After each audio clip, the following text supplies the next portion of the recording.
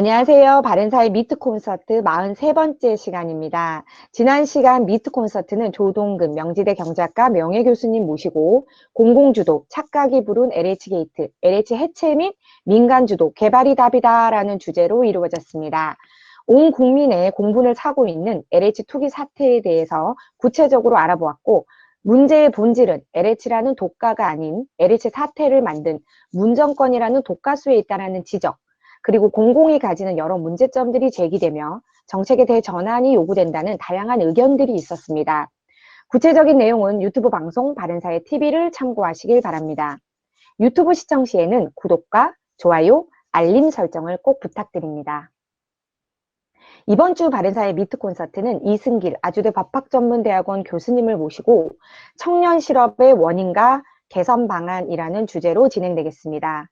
우리 경제의 저성장 국면에 코로나19까지 덮치면서 청년 실업이 극에 다다르고 있습니다.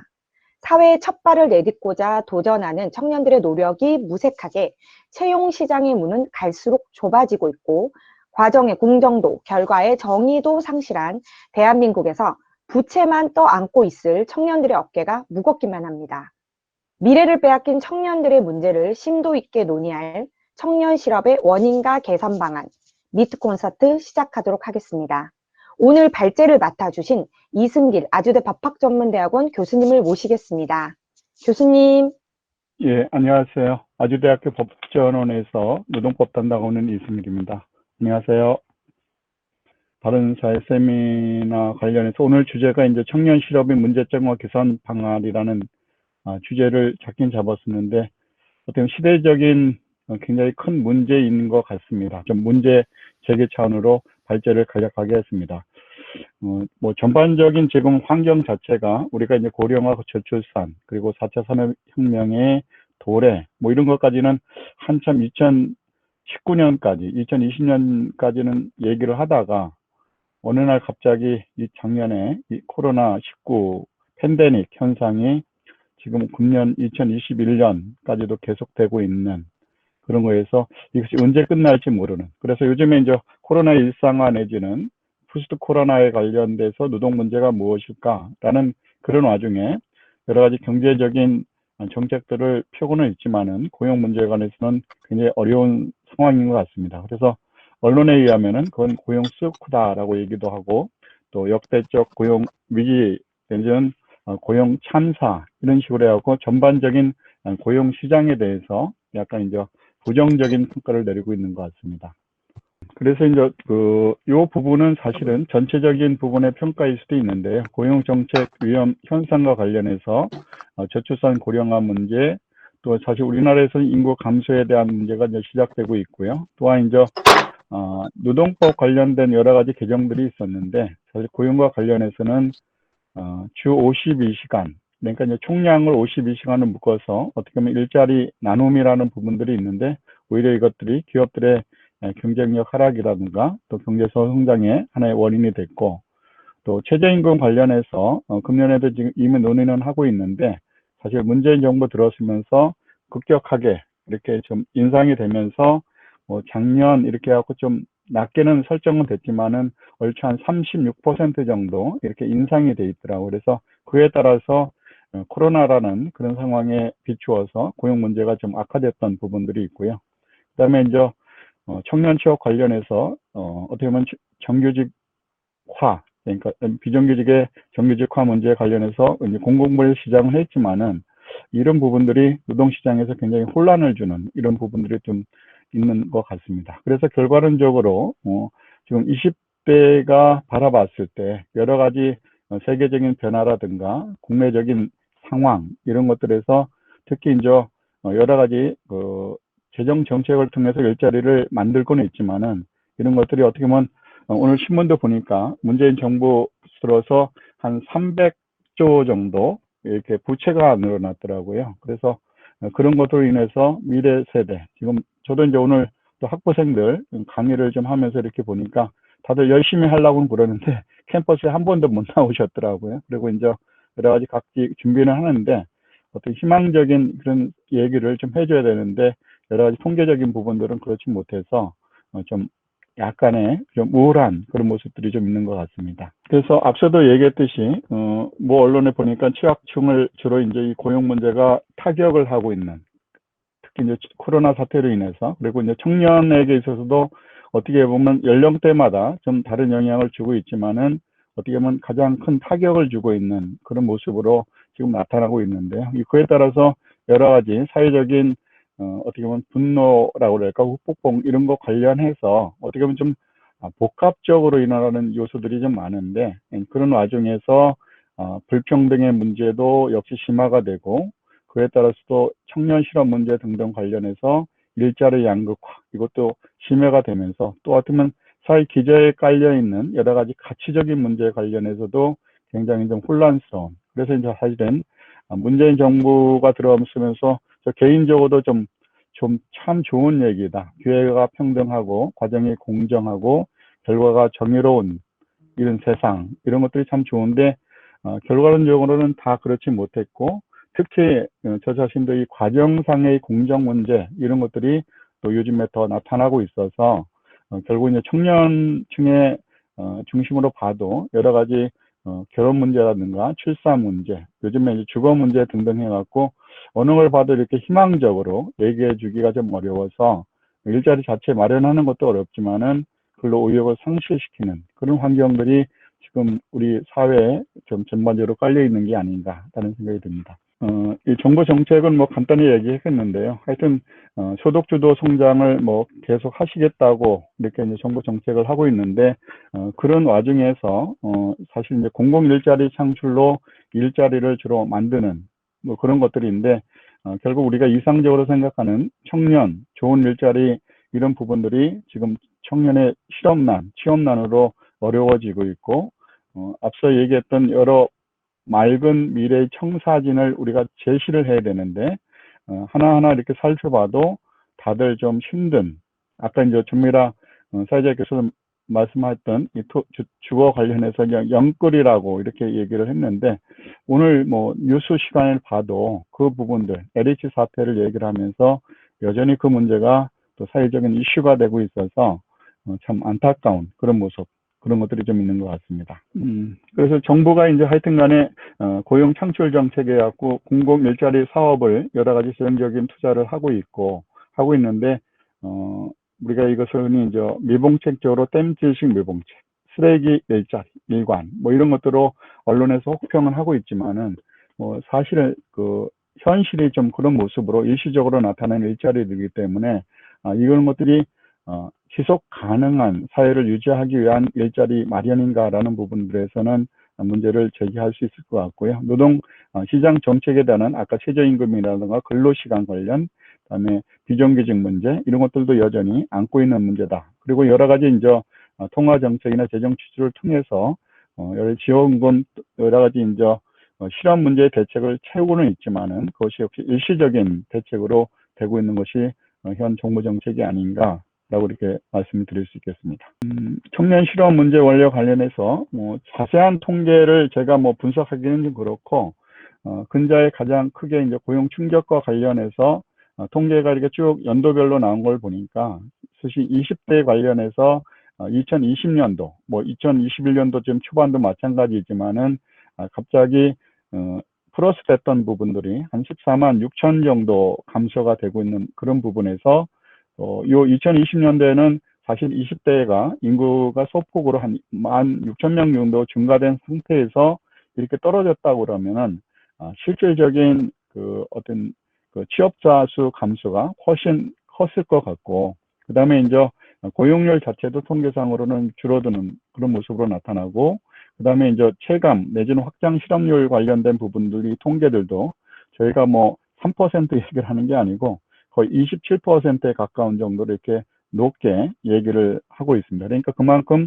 청년 실업 문제들이 굉장히 우리가 이제 정말 극복해야 될 현안들인데, 정말 현황이 좀 심각하다 이렇게 이제 말씀을 드릴 수 있겠습니다. 근데 이제 청년 실업 문제에 관련된 부분들을 사실은 제가 뭐 경제학자가 아니기 때문에 자세히 말씀을 드리기는 어렵지만은, 대체적으로 관련된 약간 이제 문헌들을 좀 보니까 이걸 뭐 하나만 좀 해결하면은 해결이 되겠다 없다라고 이렇게 제시하는 분들은 없고, 이런 실업의 원인들이 복합적이라고 대체적으로 얘기를 하시면서 어떻게 보면 지금의 상황이 굉장히 좀 청년 실업 문제가 좀 심각하다. 그리고 이제 모두에 말씀드렸듯이 코로나19에 따른 경제 침체에 따라서 신규 사용을 채용을 감소한다는 그런 현상, 또는 여러 가지 산업 구조와 관련된, 또는 중소기업의 생산성 악화에 따라서 역시 또 일자리가 감소되고 있고, 또 노동시장 관련된 여러 가지 그 입법들이 결국 신규 인력의 채용을 기업으로 하여금 부담스럽게 느끼는 부분들이 있고, 요즘에 이제 기업의 채용 형태를 이렇게 봤을 때는 공채율이 물론 유지되고 있는 부분들도 있긴 있지만은 전반적으로 좀 줄어들면서, 또 수시 내지는 경력직 채용을 선호함으로 인해서 어떻게 보면 처음 사회에 들어가는 청년들의 이런 것들이 취업하는 시장들이 굉장히 좁아졌다. 그래서 이제 결과론적으로 청년 실업률이 크고, 그다음에 그에 대한 대책을 좀 마련하는 것들이 이걸 이제 반대적으로 우리가 대책을 세워야 되는데 굉장히 원인이 복합적이기 때문에 사실 이걸 어떻게 감당해야 될지라는 부분들이 있고요. 그 밑에도 여러 가지 요인들 자체, 뭐 인프라 문제라든가 또 구조적으로 있었던 중소기업의 기피 현상, 채용하지 않는 이런 문제들도 지금도 상존하고 있어서 하여튼 청년 실업의 원인들이 좀 커지는데, 이런 것들이 복합적인 원인으로 작용을 해서 역시 또 계속 심화되고 있는 부분들은 있다라고 이렇게 일단 진단할 수 있지 않을까 생각이 듭니다. 여기는 그냥 간단한 그냥 그 심 얘기인데요. 시간은 없지만은 그 아까도 말씀드렸듯이 사실 이제 청년들에게 이게 너클리 같이 얘기를 하면은 일을 하려고 하는데 사실 일이 있어야지. 또 이제 뭐 일을 하려고 그러는데 기회도 안 주시니까 떨어질 기회도 없다. 내 채용 뭐 이렇게 하고 뽑아줘야지 이런 그런 너클리도 좀 있는 것 같고요. 그다음에 얼마 전에 이제 경제단체에서 500대 기업 관련 저기를 해봤더니 한 64%가 채용 계획이 없다. 뭐 이런 식으로 또 나타나기도 하는 것 같고, 하여튼 채용 형태도 좀 변하고요. 또한 이제 채용 연계에서 인턴 제도들도 이제 기업들이 활용을 하고 있었는데, 요즘에는 그 인턴 제도 활용되는 부분들 관련해서 좀 더 비율이 높아지면서 채용하는 것을 좀 이렇게 좀 늦추는 이런 부분들에 대한 현상이 좀 나타나고 있는 것 같습니다. 그리고 이제 청년 세대 관련해서 실업이 이제 높다라고 이제 말씀을 드렸으면서도, 한편 여러 가지 이제 우리 사회적인 문제로 관련해서 여러 가지 이제 얘기들을 청년들이 하면서, 사실 이제 얼마 전에 신문에 텔레비에 언뜻 나온 거 보니까 청년들이 희망하는 초임이 어느 정도냐, 그러니까 제가 좀 잘못 봤는지는 모르겠는데 한 4천만 원 요구하는 이런 모습도 있고, 그 외에 이제 그 청년들이 갖고 있는 그 MZ세대, 20대들이 갖고 있는 것들은 저희들 30대나 40대는 인생에서 뭐가 중요하냐면 주거라는, 집이라는, 또 양육 문제가 중요하다고 그러면, 또 50대는 먹고 사는 문제라고 이렇게 한다고 그러면, 청년들은 일자리 문제가 굉장히 중요하다라고 이렇게 얘기를 하면서도, 또 MZ세대의 그 세대적인 특성은 저희랑 전혀 달라서 그런 부분들이 취업 시장에서 또 어떤 형태로 나타날지라는 부분들은 우리가 전통적인 관점에서 또 바라보지 않을 그런 문화적인 차이도 좀 있는 것 같습니다.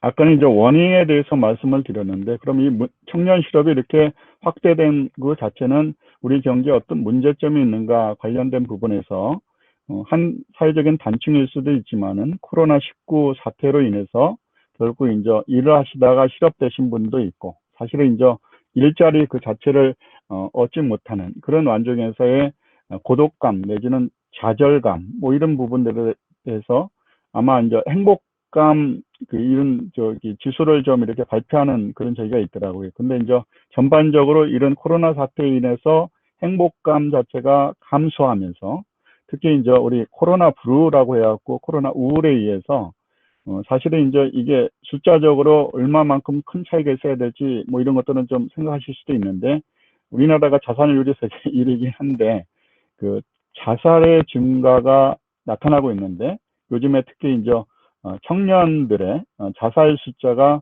더 늘어나고 있다고 그럽니다. 그래서 이제 그런 부분들에 대한 사회적인 문제도 있는 것 같고요. 그 외에 이제 이런 실업에 따라서 결국은 이제 가구 같이 사는 문제, 소득의 감소로 인해서 전체적으로 소득이 양상이 되고, 또 결국은 이제 돈 문제로 인해서 가정들의 갈등 유발 이런 것들이 결국 생산에 관련해서 부정적으로 작용할 수밖에 없고, 또 사회적인 그런 자본이라든가 인적 네트워크 감소 문제, 또 더 나아가서는 이런 세대 간에 있어서 생산성 차이로 인한 또 경제 성장력의 잠재력이 저하를 초래해서 큰 틀로 보면 국가 재정적으로 손실이 돼서 이 청년 실업 문제들은 그냥 놔둘 것은 아니고 이런 문제들은 좀 극복해야 되겠다라고 이렇게 말씀을 드릴 수 있겠습니다. 사실은 이제 이 정부 정책에 대해서 하나하나 이렇게 말씀을 드리기는 좀 어려운데 정부도 사실은 사실 이제 정부 관련된 그 보고서 자료를 이렇게 좀 보니까 사실은 이제 근자에 사실은 문재인 대통령이 특단의 대책을 지시하면서 부처별로 전 부처별로 할당을 해갖고 한 90만 개 중에서 일자리를 창설하라. 근데 이제 실질적으로 모아 보니까 그 중에 한 70만 개짜리가 사실은 노인 일자리 부분들이고 이것이 단기적인 일자리인데 뭐 잘 아시듯이 세금으로 이렇게 할 수 있는 뭐 이런 부분들에 대한 저기가 있는 것 같고요. 또 이 노인 일자리를 일부 이렇게 보니까 그 중간에 박스로 있듯이 어떻게 보면 소소한 일들 같은 것을 하면서 하는 건데 이게 사회 전체적으로 어떻게 보면 그 투여한 경제적인 효과 이런 부분들이 굉장히 그렇게 나타나지 않는 이런 부분들이 현실적으로는 있는 것 같습니다. 그럼 다른 대안을 어떻게 할 것인가라는 것은 고민은 되는데 하여튼 전반적으로 이런 저기가 있고 특히 이제 그 비정규직 정규직화하면서 공기업 채용 규모를 사실은 이제 작년까지도 굉장히 확대를 해다가 그대로 계속 지속하는 것들이 사실 구조적으로 어렵기 때문에 전체적인 규모를 좀 줄이기 시작은 했습니다. 그러니까 실질적으로 채용 그 확대책이 어렵고 거기에 뭐 청년들이 취업하는 것은 더 어려운 거고 다만 이제 청년 인턴 관련된 것들도 좀 더 확대를 해서 그래서 이제 어떻게 보면 내부적으로 전체적인 구성을 보게 되면은 기업이 원하는 그런 창출이 아니고 정부가 그냥 주도적으로 하는 이런 모습들로 나타나서 결국은 세금만 투여되는 이런 부분들의 모습이 뭐 다 비판하는 모습들이지만은 지금 이제 정부 내부적으로 이렇게 보고된 자료를 보니까 좀 이런 구조로 좀 돼 있더라고요. 그리고 이것도 이제 청년 고용 위기 해소 관련해서 여러 가지 대책을 해서 그 맨 하단에 보시면은 청년 관련해서 뭐 교직 포기자들 등의 비경할 유입을 최소화하기 위해서 구직 역량의 강화라든가 일자리 기회의 제공, 취약 유학생의 맞춤형 지역 강화 마련 뭐 이렇게 해갖고 돼 있는데 사실 우연히 이제 청년 취업 이렇게 보다가 사실은 이제 문재인 정부 전 박근혜 정부 또 MB 정부 때 정책, 일자리 정책을 이렇게 보니까 자료적으로 보면은 사실은 이제 이명박 정부서부터 이 청년 취업 대책 관련된 왜곡 제도들은 다 소개가 돼 있고 또 정책적인 이름들은 조금 다르지만은 내용적인 부분들도 거의 그대로 유지가 되고 있고 이번에도 이렇게 보면 어떻게 촘촘히 이렇게 돼 있는 것 같은데 이제 결과적으로 시장에서 이것들이 효과가 가시적으로 나타나야 되는데 이제 그런 부분들이 지금 이 제도를 통해서 충분히 되고 있는데 특히 이제 코로나 사태로 인해 갖고 그렇게 나타나지 않은 이런 부분들이 구조적으로 좀 있는 것 같습니다. 그러니까 제도의 설계는 비슷한데 경제 환경 이런 또 코로나 상황이나 특수한 상황을 이래서 이런 정책들이 실질적인 효과를 내기에는 여러 가지 좀 어려움이 있는 그런 상황이 아닌가 이렇게 말씀을 드리겠습니다.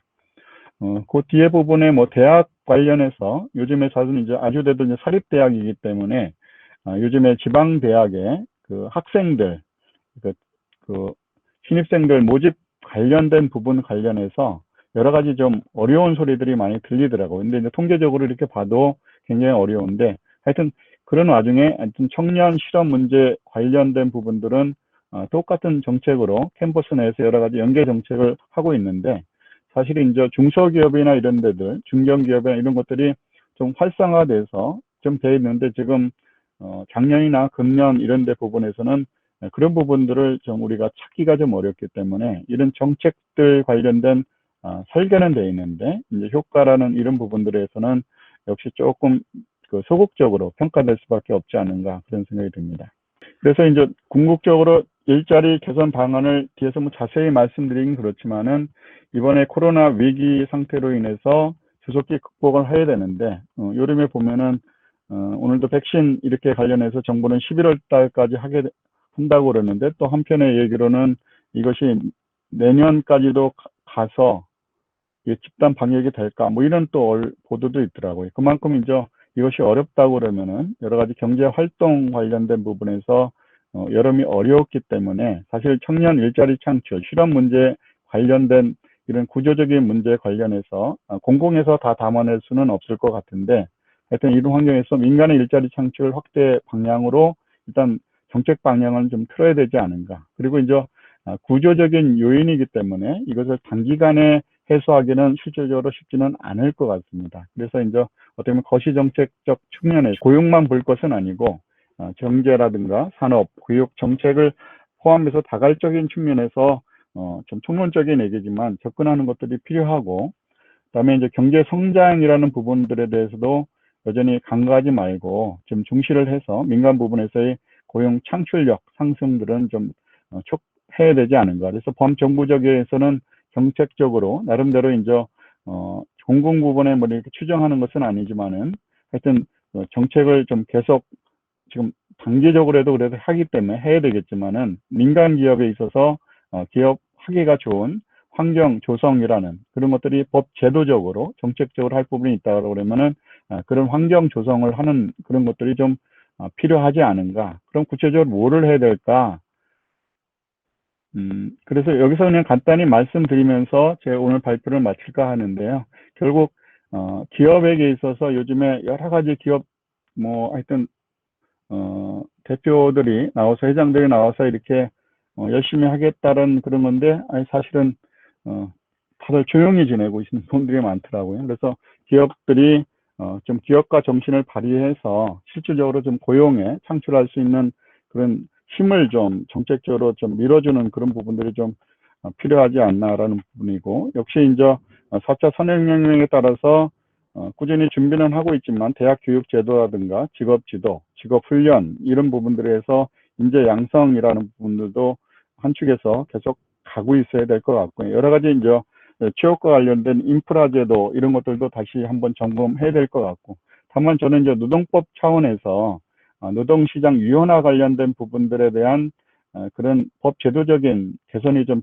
개정이 필요하고, 또 최저임금 제도 금년에 또 논의하고 있는데 뭐 삭감까지는 어렵겠지만은 동결 정도, 뭐 아주 단기적인 뭐 저기라고 그러면은, 또 52시간 문제 관련해서는 저희들이 탄력적 근로시간제 뭐 예를 들면은 6개월로 이렇게 했다라고 그러는데, 정말 기업이 원하는 그런 근로시간제 그 개선이 있다라고 그러면 그런 부분들도 좀 완화해주는 이런 부분들이 좀 필요한 것 같고요.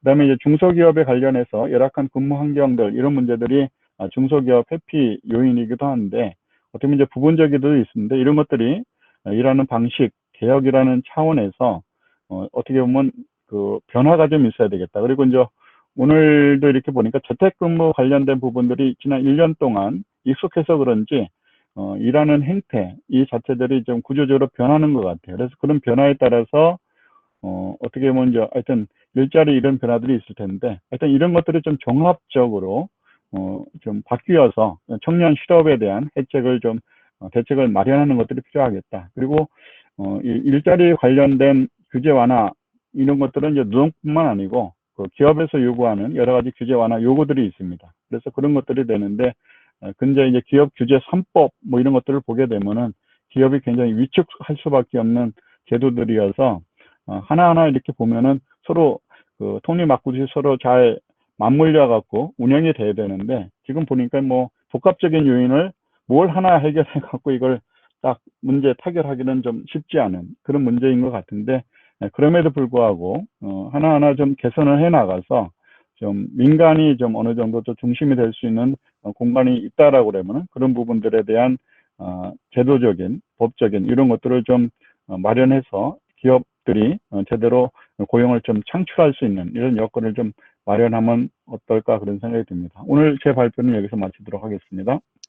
선생님 너무 감사드립니다. 이제 고용 참사라고 불릴 정도로 청년 실업 문제가 정말 심각한데요. 워낙 복합적인 원인들이 많다 보니까 전체적으로 다 이렇게 조목조목 짚어주셨습니다. 정말 감사드리고요. 이 교수님 오늘 뭐 저 설명 잘 해주셨는데요. 요약해갖고 잘 설명해 이해가 많이 됐습니다. 그런데 이제 저는 이제 우리가 청년 실업에 관해서는 지금 우리가 그 원인이 코로나라는 것은 청년뿐만 아니라 노년도 영향을 미치는 것이고, 전반적으로 다 코로나는 다 영향을 미치죠. 근데 왜 청년이냐? 왜 청년들이 더 타격을 받느냐 하는 것은 무엇보다도 최저임금 영향이 가장 크죠.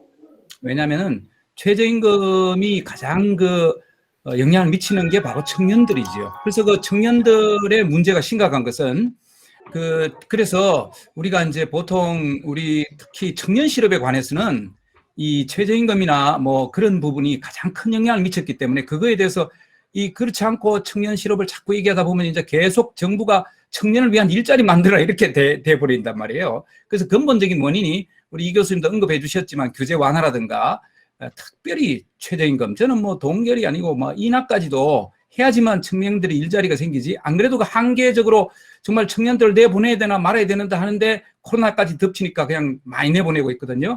그게 지금 2월달, 1, 2월달 고용 동향을 봐도요, 청년들의 취업자 수가 급격히 감소하고 있어요.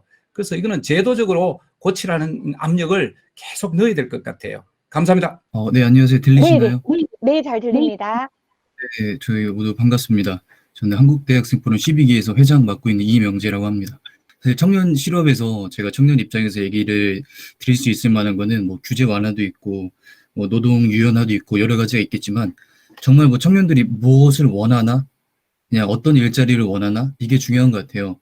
뭐 모두 뭐 양질의 일자리 또는 대기업 이런 곳을 가고 싶어 할 것 같고, 어떤 의미에서는 같은 맥락으로 보면은 주택 시장에서도 우리가 주택 가격이 오르는 거는 정해져 있잖아요. 어떤 서울에서도 이제 인기가 많은 그런 지역에 오르는 건데, 실제로 소비자들이 원하는 곳에서, 그러니까 같은 맥락으로는 청년들이 실제 원하는 곳의 일자리는 경쟁이 세고 이제 그런 곳에 들어가기 힘들고 그런 상황이기 때문에 결국에는 일자리는 기업이 만드는 게 청년들이 원하는 그 궁극적인 목적지이고, 정부에서 만들어내는 어떤 눈 가리고 아웅치게 노인 일자리 또는 공공부문을 비대하게 만드는 일자리들은 그런 것들은 결국에는 청년들이 진정으로 원하는 게 아니다라고 얘기를 해드리고 싶어요.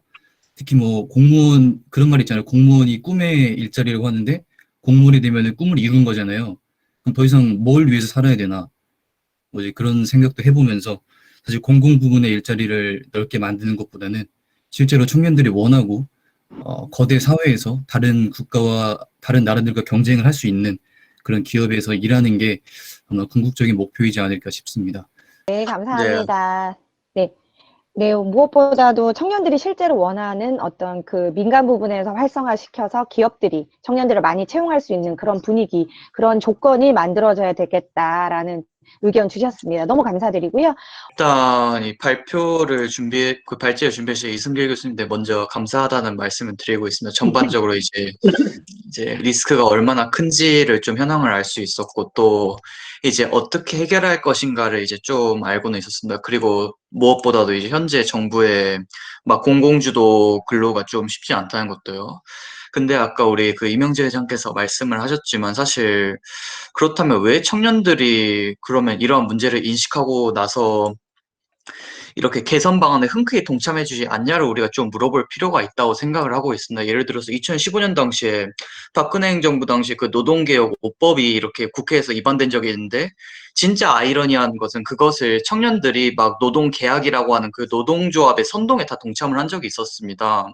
그럼 사실 우리가 오늘 얘기해야 될 거는 이런 정책들이 청년에게 좋다 말고, 그럼 청년들이 왜 공감을 하지 못할까, 그리고 청년들이 공감을 하게 하려면 어떤 방식으로 좀 접근해야 될까를 좀 논의해보면 좋겠다는 생각이 들었습니다. 네, 너무 네. 감사드립니다. 사실은 뭐 무엇보다 앞에서 이승길 선생님께서 잘 설명을 해주셨고, 대책에 대해서는 정말 다양한 의견들이 오고 가면서 더 완성이 되어 가야 되지 않을까 싶어서요. 청년들의 의견, 네, 정말 감사드리고요. 사실 우리나라가 뭐 국민소득 3만 불이 됐다고 뭐 뻑이고 선진국이 됐다고 하는데, 이런 시대에 청년들이 그 취업이 안 돼가지고 좌절감을 느끼고 결혼 주거 등 하나 되는 것도 없고 행복 제로에 돌입하게 된 사태에 대해서 기성세대의 한 사람으로서 참 책임감과 함께 참 죄송하다는 말씀을 드립니다. 이렇게 된 데는 우리 이 경제 정책이 자본주의로 우리가 시장 경제로 왔는데 사회주의 경제 운영을 하면서 모든 게 이렇게 엉클어졌다고 저는 생각을 합니다. 그러니까 지금 그 소주성의 경제 정책을 했는데 지금 코로나가 또 발생했어요. 작년부터. 이 코로나가 소주성의 그 사회주의 경제 운영에 대한 면책을 할 수 있느냐? 저는 전혀 그건 다른 문제라고 봅니다. 이 근본적인 문제는 코로나 이전에 우리 경제 정책이 사회 정책으로 이제 옮겨왔기 때문에 하는 건데, 구체적으로 우리나라의 그 큰 문제는 지금 노조가 모든 것을 좌지우지하고 있죠. 기업은 거의 죽일 놈 소리를 들으면서 반기업 정서로 지금 몰고 가고 있어요. 노조가 이렇게 된 거는 뭐 아시다시피 이 정권이 창출하는데 노조가 뭐 엄청난 역할을 해서 백지수표를 줘서 지금 노조가 원하는 거는 좀 다 들어주고 있는 겁니다. 그러니까 노조가 원하는데 노조의 그 기득권이 되니까 새로운 일자리가 창출될 수가 없죠. 이재용 부회장이 지금 감옥에 들어가 있는데 이게 도대체가 우리 세계적인 글로벌 기업이 이렇게 고초를 받고 있는 것 자체가 이 기업 환경을 말해주는 것이라고 보고, 우리나라의 법인세를 계속 인상하고 각종 규제를 해서 이제 기업을 못하게 하는데, 문제는 이제 그 제일 중요한 경제 주체가 누구냐? 기업이라고 봐야죠. 왜냐하면 기업이 돈을 벌어서 고용을 창출하고 세금을 내잖아요. 그럼 공공부문은 어떻죠? 공공부문은 그 세금을 먹는 하마예요. 그러니까 공공부문이 본질적으로 부를 창출하지 않습니다. 그러니까 이런 식으로 공공부문을 우리가 OECD 국가 중에서 가장 공공부문의 숫자가 많다고 하는 것이 이게 잘못되어 있다는 것을 얘기를 하고요. 마지막으로 청년에 특화한 걸 보면 우리나라는 교육계획을 저는 해야 된다고 봅니다. 이게 학력 인플레가 돼서 쓸데없이 대학원, 박사 이런 그 고급 인력이 전부 실업자가 되고 있고, 그러기 위해서는 지금 그 기업의 수요와 대학에서 공급하는 인력이 일치가 되기 위해서는 주로 그 직업 교육을 좀 강화를 하고, 우리가 지금 대학생들이 무조건 가려고 하는 게 법대하고 저 의대잖아요. 이런 거 좀 지향하고 실질적으로 산업에서 필요한 뭐 4차 산업혁명 시대에 맞는 전문대학, 직업학교, 직업훈련을 강화해서 좀 그런 노력도 좀 해내자는 여러 가지 처방이 있는데 하여간 그 중에 하나를 말씀드렸습니다. 감사합니다. 아, 네, 정말 감사드립니다, 선생님. 그 뭐 코로나 이전에 뭐 사회주의 정책 때문에 이런 상황이 도래됐고, 또 반기업 정서로 인해서 기업 환경이 점점 어려워짐으로써 청년 실업을 더 이렇게 만든 것 같다라는 의견, 그러면 공공부문 학대 문제점과 교육 문제까지 언급해 주셨습니다. 네, 좀 안 좋은 얘기를 해야 할 것 같아요, 저는. 지금 청년 일자리 얘기를 하시는데, 정말 죄송하게도 더 문제는 장년 일자리가 더 문제예요. 제가 지금, 한 5년, 6년 정도 뭐 이른바 애국 활동을 한다고 아스팔트에서 뛰면서 사업도 다 말아버리고, 그리고 저는 한번 굉장히 심하게 아파가지고 이제 일도 못하게 되고, 지금 뭐 하느냐 하면 저 야간 경비하거든요. 그런데 야간 경비에 저같이 대학원 나오고 뭐 이런 사람들 많아요. 그런데 그 사람들 저기 이력서 어떻게 내느냐 하면은 전부 고졸을 내요. 왜냐하면 대졸이면 안 돼요. 그런 상태가 지금 국내에서. 그런데 그런 사람들은 한번 저도 이렇게 어떻게 운이 좋아가지고 어디 지금 야간 경비를 하는데, 그런 사람들은 끝까지 버텨요. 그런데 젊은 애들은 대개 반년 내에 다 그만둡니다. 걔네들이 왜 그러겠어요? 아직 그 일에 대해서 아직 이 전체적인 시스템이 제대로 안 돼 있기 때문에 그런 문제가 생깁니다. 그러니까 정말 내가 너무 일을 해야겠다는 그런 생각이 아직 젊은 사람들한테 저는 없다고 판단해요. 그러기 때문에 어떤 식의 이제 일자리에 대한 문제를 했을 때는 청년에 대한 부분을 하나 딱 잡아가지고 할 부분이 아니라, 청년이면 청년, 작년이면 작년, 고년이면 고년, 그러니까 전체적으로 그 일자리를 어떤 식으로 만들 것이냐, 그런 거에 대해서 전체적인 생각을 해야지 청년 일자리 그거 하나 가지고 절대로 해결할 수 없습니다. 이게 제 생각입니다. 이상입니다. 네, 감사드립니다, 선생님. 오늘 뭐, 네, 이명재 선생님 말씀 주세요. 네, 아, 네, 그리고 김예일 선생님 잠시만요. 네, 이보인 선생님 말씀해 주신 거 잘 들었습니다. 제가 동의하는 부분은 청년이라고 해갖고 청년의 범위가 되게 넓잖아요. 그리고 아까 얘기해 주신 건 특히 뭐 장년 일자리가 문제라고 말씀해 주신 것도 제가 동의를 하는 게 청년, 중년, 장년 일자리를 나눠가지고 어느 한 부분만 딱 잘라갖고 만들어낼 수가 없다라는 것도 동의를 하고 국가에서 그걸 할 수 있다라고 저는 믿지 않아요. 특히 우리가 계속 주장하는 거지만 공공부문이라고 하면은 국가의 부를 창출해내는 업종이나 뭐 그런 부분이 아니죠.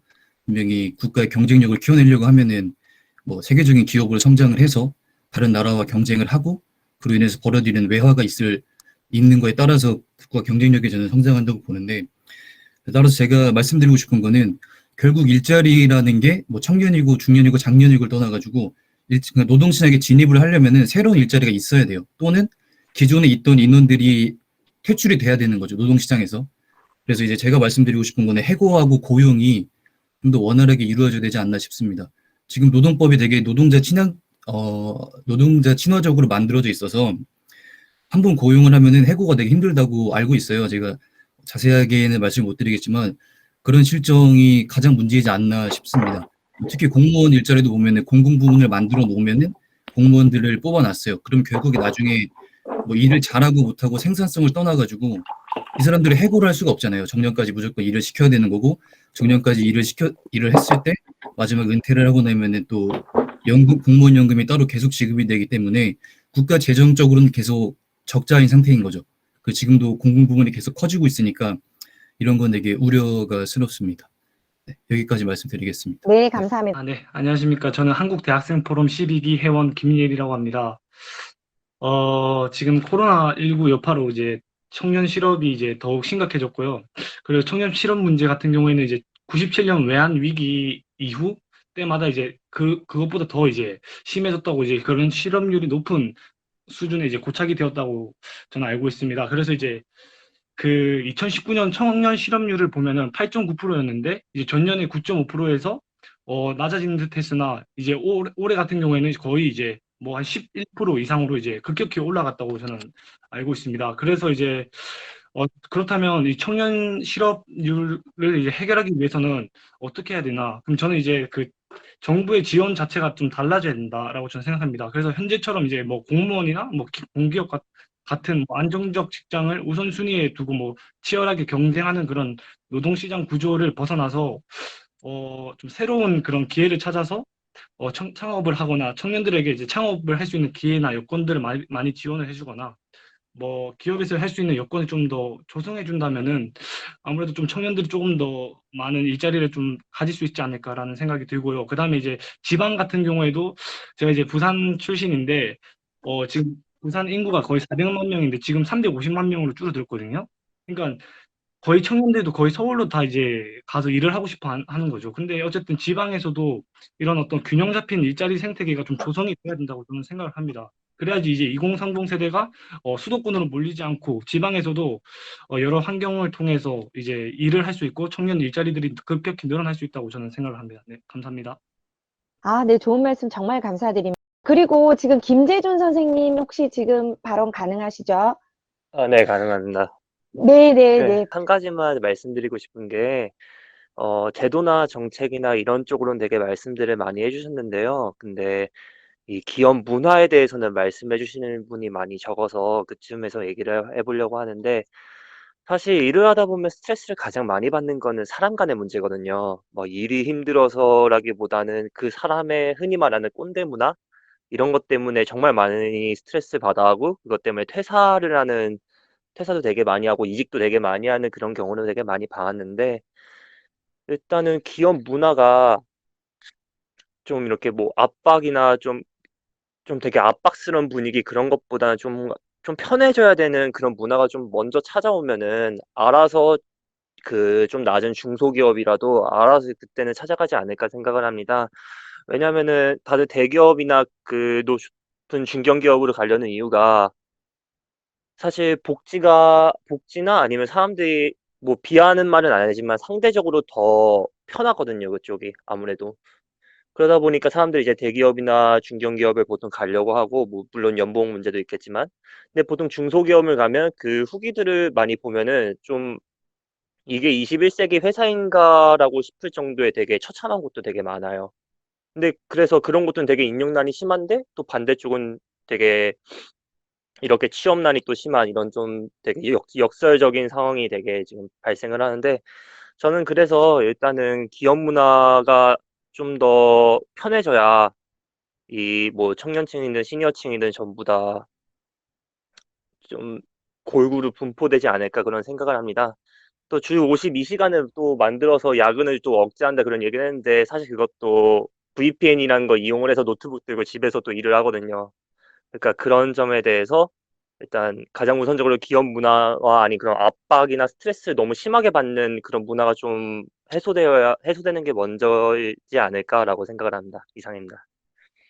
네, 감사합니다. 일자리 정책도 중요하지만 기업의 근로 환경이나 기업 문화가 변해야 된다라는 의견 주셨습니다. 저 경희대학교의 사회학과의 황승현입니다. 방금 재준 씨 그러니까 말씀해 주셨는데 성이 제가 몰라서 제가 그냥 재준 씨라고 했습니다. 기업 문화에 대해서 말씀하셨는데 이제 중소기업들이 그러니까 근로 환경이 처참한 곳일 수 있다 그런 말씀해 주셨는데, 그런 처참한 곳에 취업해서 그 처참한 환경을 좋은 환경으로 바꾸려고 왜 생각을 안 하죠? 또 이제 정부 정책이나 혹은 뭐 우리 국민들의 어떤 정서가 기업인들을 다 이제 쉬운 말로 도둑놈 취급하니까 이제 투자하고 이제 기업하려고 안 하죠. 며칠 전에 오정근 교수님께서 강연을 하시는 걸 한번 잠깐 들었는데, 작년에 우리나라에서 3,900개 회사가 해외 이전했다고 합니다. 그 다음에 작년에 국내 투자 액수의 절반 50% 정도가 해외에 투자됐다고 합니다. 해외 투자가 됐다고 합니다. 또 아까 어떤 선생님께서 말씀하실 때 기업이 돈이 많다, 돈 많이 벌었다, 그 기업의 이익을 좀 나눠주면 되지 않느냐. 제가 알기로 그런 회사 별로 없습니다. 그런 회사 별로 없습니다. 돈이 벌린다라고 하면, 돈이 벌려서 돈 많이 쌓아 놓을 수 있다라고 하면 그 사람들이 계속 월급 더 주고 돈 더 벌려고 하지, 쌓아놓은 거, 자기 돈 안 벌려고 쌓아놓은 거 가지고 있으려고 안 하죠. 그 돈을 투자해서 더 벌려고 하죠. 제가 제일 큰 문제는 우리나라의 온갖 기업의 규제법들이 통과돼서 지금 예를 들면 무슨 산재가 있어서 그러니까 근로자들이 다치거나 죽거나 했을 그런 경우에 이제 그 사주나 혹은 경영진이 이제 구속돼야 되는 것, 뭐 이런 것들을 너무 촘촘하게 잘 만들어 놔 가지고 그런 리스크를 지려고 하지 않죠. 근데 이제 그거보다도, 그러니까 기업인들이 기업을 하다가 잘못되면 감옥 가는 그 횟수를 전부 다 해보니까 600년이 된다고 하더라고요. 징역 600년. 근데 그게 이제 이번 정부 들어와서 더 늘어가지고 뭐 800년이 된다는 이런 얘기도 있습니다. 그런 환경에서 누가 기업하려고 할 건가. 근데 제가 이제 이걸 해결할 수 있는 딱 한 가지 방법이 있는데, 어떤 방법이냐면, 제가 볼 때는 우리나라에서 유일하게 가지고 있는, 전 세계적으로 유일하게 우리나라만 가장 혹독하게 제도적으로 장치를 해놓은 상속세입니다. 상속세만 유럽식으로 바꾸면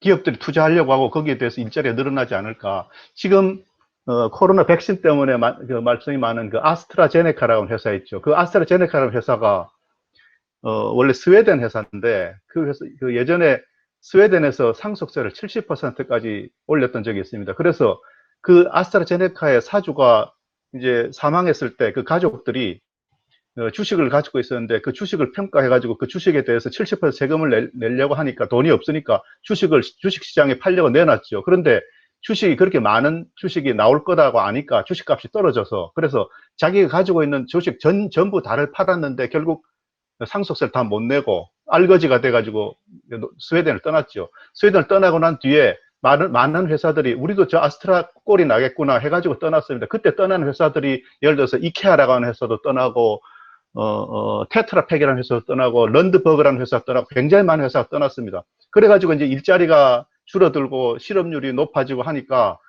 2002년에 사회민주당 정부가 그러니까 국회에다가 이제 의뢰를 해서 조사를 해서 2004년에 결과가 나와서 상속세를 이연해 주는 거, 또 이연해 줬다가 어느 일정한 기간이 되면 없애주는 것이 훨씬 스웨덴 경제에 좋다 해가지고 실제로 그렇게 해가지고 2005년부터 상속세를 없앴죠. 그리고 나서 이제 2015년에 상속세 없는 스웨덴의 그 경제 이렇게 하고 어떤 학자들이 책을 냈는데 그 책에 보니까 상속세를 없애가지고 세수가 줄은 게 아니고 상속세를 없애니까 기업들이 외국에 안 나가고 외국에 나간 기업 다시 돌아오고 또 그 기업들이 법인세를 내고 그 기업들이 직원들한테 월급을 주니까 그게 소득세를 내고 해가지고 세수가 더 늘었다는 겁니다. 우리도 그렇게 해야 되지 않느냐. 상속세를 없애준다 해서 상속세 안 받는 게 아니고 상속이라고 하는 것은 기업을 상속할 때는 그 기업의 상속분은 회사의 가치지 돈이 아니거든요. 그러니까 그 주식을 팔아서 자기가 소득으로 가져올 때, 그러니까 소위 말해서 가처분 소득으로 만들 때 그때 세금을 거두면 되지, 실현되지 않은 미실현 소득에 대해서 세금을 거두면 안 되지 않냐. 그래서 이연시켜 주는 겁니다. 그 주식을 팔 때까지 팔면 그때 내도록. 이렇게 하면 또 하나는 그렇게 우리나라도 바꾸고 외국처럼 바꾸고 그러면은 일반 사람들이 자기가 개인적으로 가지고 있는 돈들 세금 내기 싫으니까 그 돈을 회사로 회사를 만들어서 그 자손들한테 물려준다든지 그러지 않겠습니까? 그랬을 때 예를 들어서 자본금으로 뭐 예를 들어 100억을 투자했다 하면은 뭐 10억당 뭐 직원을 몇 명을 쓰라든지 이렇게 해가지고 뭐 10년 동안 하면 얼마를 감해준다든지 이렇게 하는 그것이 지금 독일도 쓰고 있고 일본도 쓰고 있고 모든 유럽 국가들이 다 쓰고 있는데 그것이 가장 좋은 방법이 아닌가. 그래서 기업인들 도둑놈 취급하지 말고 기꺼이 투자할 수 있도록 그런 환경을 만들어 주는 거. 제가 한 가지만 딱 부탁드리면 젊은이들도 중소기업에 취직해서 그 중소기업을 더 살려가지고 중소기업이 일하기 좋고 편하고 그 다음에 처참한 것이 아니고 나는 일할 만한 곳으로 스스로 내가 만들어 간다 이런 생각을 하는 게 훨씬 좋지 않는가 하는 그런 생각을 합니다. 이상입니다. 네, 선생님 정말 감사드립니다. 네, 조민기 선생님 지금 말씀 가능하실까요? 네, 예. 지금 통계청 통계를 보면요. 3년간 일자리가 150만 개가 줄었어요. 그리고 공공 일자리가 213만 자리가 늘어났거든요. 그건 이거 말은 국가는 폭력단체입니다. 폭력단체가 계속 폭력을 계속 강도를 높여가면서 쓴다는 소리거든요. 그러니까 이게 이 방향으로 가게 되면 배급제 사회로 가는 겁니다. 그러니까 사회주의도 아니죠. 사회주의 파시즘 쪽으로 가는 겁니다. 이제 그래서 이제는 그게 뭐가 문제냐면 기본권의 문제입니다. 기본권 중에서도 사유재산이라는 사적, 그러니까 사회주의로 가면 사적인 거를 인정을 안 하거든요. 사유재산을 제도를 인정을 안 하면 시장이 자꾸 줄어드는 거죠. 그러니까 시장이 줄어드니까 결국은 일자리가 안 늘어나고 이러는 건데 여기에서 지금부터 시장을 좀 늘리고 일에 대한 행복과 사유재산과 이렇게 연계되는 그럴 때 자유주의 시장 경제가 다시 회복한다 하는 이제 그런 얘기를 드리고 싶습니다. 고맙습니다. 네, 정말 감사합니다. 좋은 의견 감사드리고요. 이강민 선생님, 손효숙 선생님께서 채팅창으로 또 의견 나눠주셨습니다. 그거는 이승길 선생님께서 나중에 책을 들을 수 있어가지고 저희가 오늘 정말 좋은 시간을 가졌습니다. 그래서 오늘 더 많은 얘기를 해야 되겠지만 시간이 저희가 죄송합니다. 이미 다 된 관계로 이승길 선생님께 마지막으로 코멘트 부탁드리고 마쳐야 될 것 같습니다. 아마 하고 싶으신 말씀들이 많으실 텐데 정말 죄송합니다. 이승길 선생님 혹시 마지막 마무리 멘트 가능하실까요, 지금? 네. 예, 사실은 저는 발표를 그냥 간단히 이렇게 했는데 오늘 토론해 주신 분들 다양한 계층에서 다양한 얘기들을 해주셨습니다. 근데 이제 사실은 이 청년 실업 얘기를 했긴 했지만 하여튼 대한민국의 일자리 문제이기도 한 것 같습니다. 근데 이걸 어떻게 해결할 것인가라는 것은 한 사람에 의해서 할 수 있는 것들은 아닌 것 같은데요. 근데 이제 그래도 크게 문제됐던 부분들은 좀 개선을 해 나가야 될 부분들이 있는 것 같습니다. 그래서 그런 토론들을 다 해주신 것 같고요.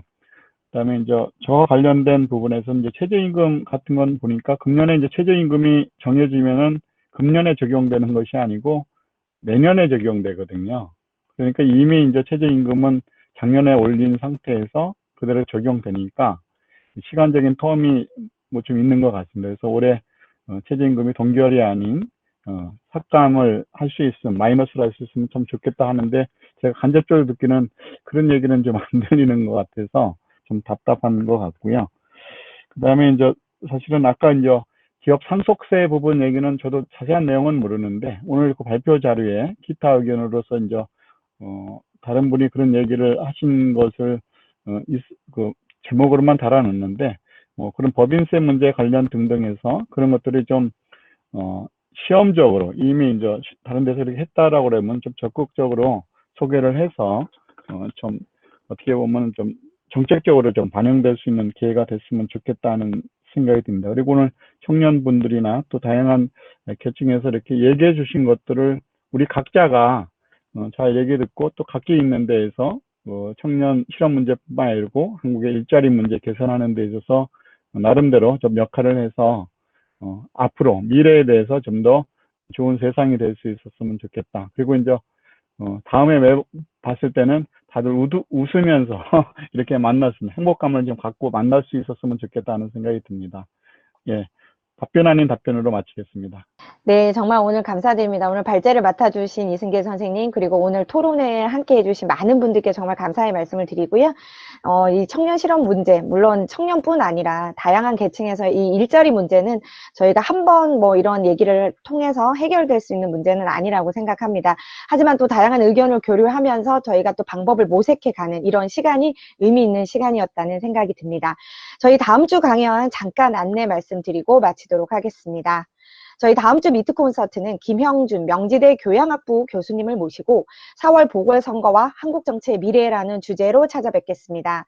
더불어민주당 박원순, 오거돈 전 시장의 성추문으로 치르게 된 이번 서울, 부산 보궐선거가 25일을 시작으로 13일간의 본격적인 선거전 레이스에 들어가게 됩니다. 이번 선거는 미니 대선이라고 불릴 정도로 여야 모두 총력을 다하고 있는 모습인데요. 벌써부터 서로 간의 네거티브 공세가 가열되고 있는 양상입니다.